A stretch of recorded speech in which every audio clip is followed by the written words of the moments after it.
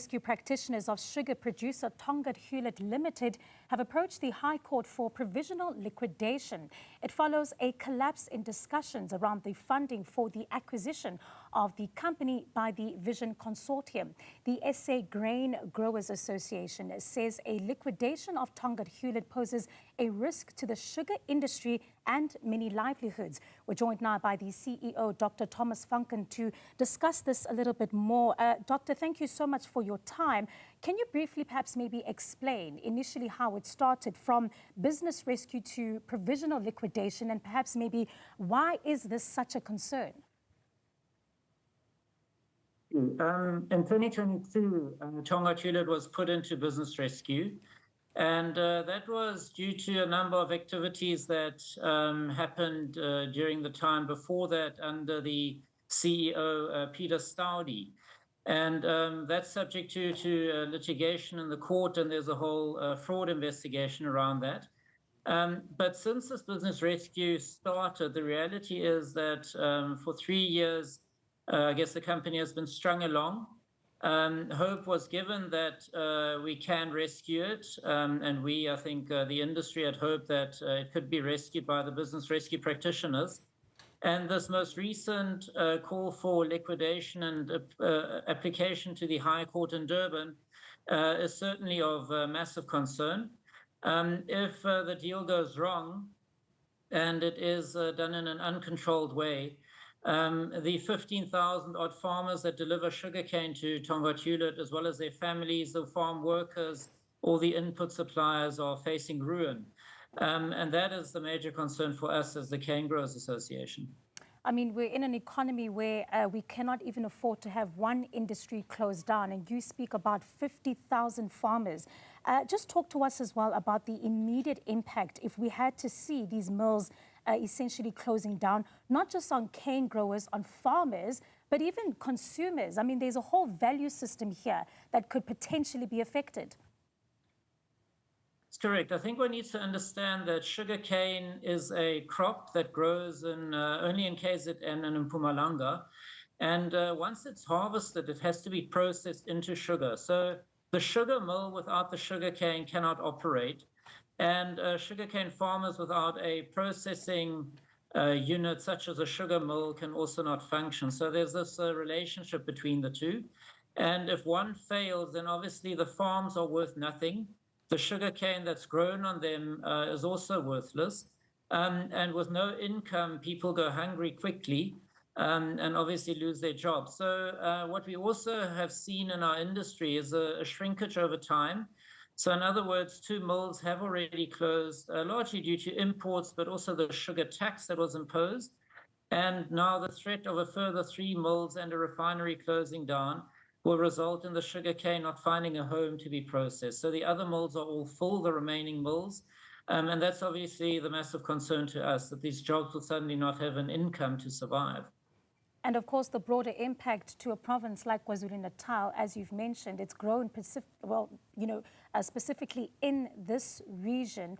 What would that have in terms of the effects on a province like that, as well as perhaps even the South African sugar industry as a whole? The impact on the province will be big. Sugarcane alone is around 44% of the agri GDP in KZN.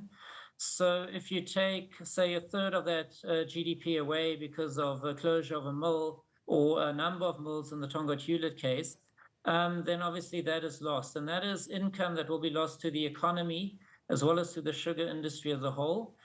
For the sugar industry, the impact is also big. Obviously, the payment of levies for the Sugar Association and the grower associations will become under pressure.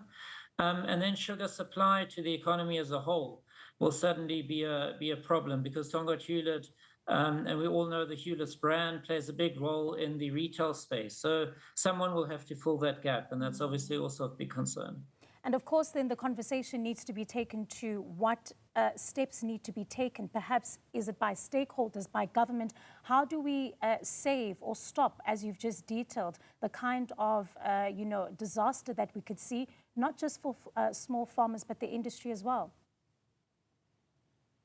It's certainly the big question. As sugarcane farmers, we are availing ourselves for any discussions.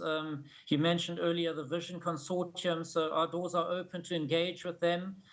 We want to engage the likes of the IDC, who have funded a lot of the business rescue processes, to try and see how we can assist. The business rescue practitioners are also on our list. Government is on our list. Minister Tau, Minister Steenhuisen, everyone who's involved in the sugar sector, we're definitely calling on them, and there's communication going out to them to call for an urgent meeting to try and address these issues. So as the Canegrowers Association, and together with our stakeholders in the industry, we're really trying to engage at the highest level to find a solution to this, because these job losses are something that South Africa can't afford. And, you know, we're speaking about as well the Minister there of Agriculture, John Steenhuisen. A lot of focus has been on the agricultural sector. And I can imagine amongst the farmers, their families, a lot of anxiety, but perhaps even maybe priorities now looking at, of course, trying to stem the issue of the foot and mouth disease. What message would you have to some of those farmers and their families and those industries right now who don't necessarily feel like they are a priority? I guess in a time of crisis, you look after your own first. And I guess that's what we're trying to do at this stage. But agriculture in general has had one crisis after another. And, you know, this is times when government and the private sector, such as the farmers and the farmer associations, need to get together to form a plan as to how we deal with these crises. The sugar industry has also faced an onslaught of imports coming in from subsidized countries. And again, you know, this is taking local market share away from us. It's exporting jobs. It's sending South African rands into other countries where we actually need it in our local economy. So, you know, again, it's a bigger discussion, I guess, a bigger picture approach that we need to do. But at this stage, let's save this company and try and just get it to operate this year. And then we can focus on this bigger picture approach. Absolutely. And that bigger approach as well, something that South African consumers should also be definitely worried about. That's, of course, the CEO there speaking to us from the South African Cane Growers Association about that. To this now, the